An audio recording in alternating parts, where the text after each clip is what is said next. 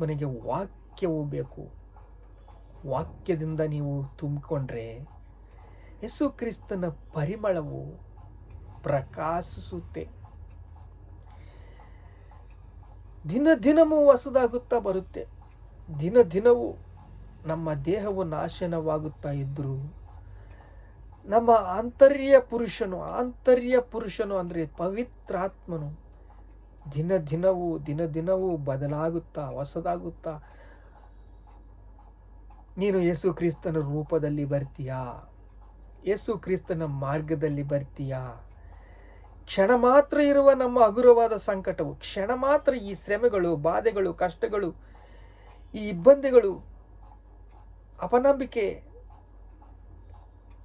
ಮೋಸ, ಇವೆಲ್ಲ ಕೂಡ ನಾವು ಭಾರವನ್ನು ಹೊರ್ತಾ ಇದ್ರು ಈ ಕ್ಷಣ ಮಾತ್ರ ಇರುವ ಹಗುರವಾದ ಸಂಕಟವು ಅತ್ಯಂತವಾದ ಪ್ರತಿಫಲವನ್ನು ಉಂಟು ಮಾಡುವುದಕ್ಕೆ, ನಿಮಗೆ ನಿರಂತರವೂ ಗೌರವ ಪದವನ್ನು, ಪ್ರಭಾವವನ್ನು ದೊರಕಿಸುವುದಕ್ಕೆ, ನಿರಂತರವೂ ಪ್ರತಿಫಲವು ಕೊಡುವುದಕ್ಕೆ, ನಿರಂತರವೂ ನಿಮಗೆ ಗೌರವ ಪ್ರಭಾವವನ್ನು ತೋರಿಸುವುದಕ್ಕೆ ದೇವರು ಪರಲೋಕ ಭಾಗ್ಯವನ್ನು ಆಲೋಚಿಸುವಾಗ